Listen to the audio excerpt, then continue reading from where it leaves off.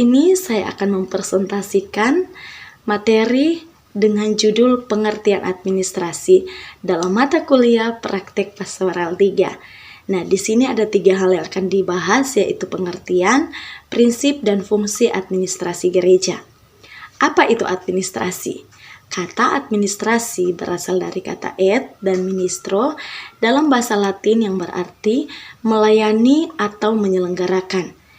Dan definisi administrasi adalah suatu proses kegiatan penyelenggaraan yang dilakukan oleh seorang administrator melalui secara teratur dan diatur melalui perencanaan, pelaksanaan, dan pengawasan untuk mencapai tujuan yang telah ditetapkan. Nah, sebelum kita lebih jauh dalam pengertian administrasi, kita harus tahu dulu apa itu gereja. Menurut Ronald W. Leach, mendefinisikan gereja sebagai kumpulan orang-orang yang diselamatkan, orang-orang yang disebarkan untuk menginjili yang tersesat, orang-orang yang dikumpulkan untuk saling membangun, dan orang-orang yang dikelompokkan kembali dalam berbagai lembaga untuk melaksanakan pelayanan-pelayanan khusus. Nah, setelah kita tahu arti dari gereja, maka apa itu administrasi gereja?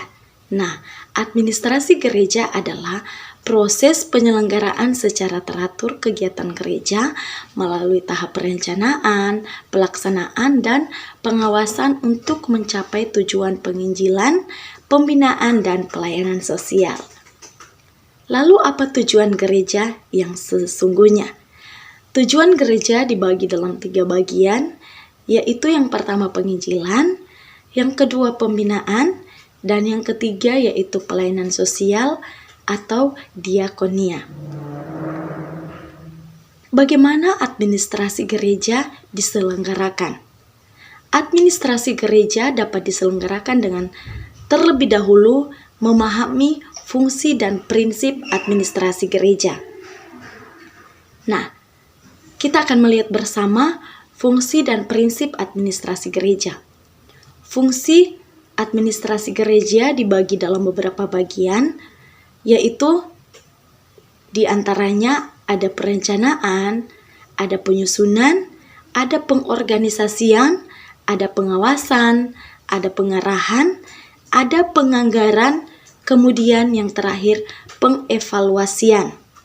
Nah, sedangkan prinsip-prinsip administrasi gereja dibagi dalam beberapa bagian juga. Yang pertama, asas norma, yaitu Alkitab harus menerangi administrasi gereja. Yang kedua, asas ketetapan, ketepatan dan kesesuaian. Kemudian asas fleksibilitas dan asas dialektik, perpaduan pengetahuan, keterampilan, dan seni. Nah, bagaimana aplikasi fungsi perencanaan?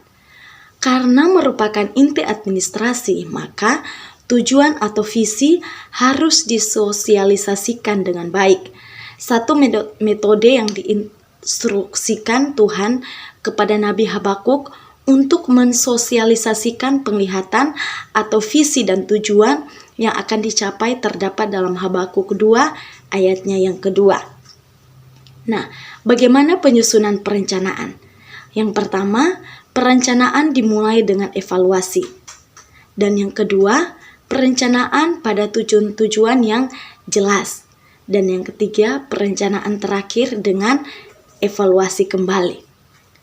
Nah, saat ini kita masuk dalam kesimpulan. Yesus Kristus berdiri sebagai kepala gereja. Misi gereja sebagai anggota tubuh dari Yesus Kristus di zaman akhir adalah menolong semua orang datang kepadanya. Untuk memenuhi misi ini, gereja diorganisasi sesuai dengan pola yang diwahyukan oleh Tuhan untuk memperlengkapi orang-orang kudus sampai kita semua telah mencapai kesatuan iman dan pengetahuan yang benar tentang anak Allah dalam Efesus 4 ayat yang ke-12 dan 13. Kemudian ayatnya yang ke-11 juga menjelaskan di sana.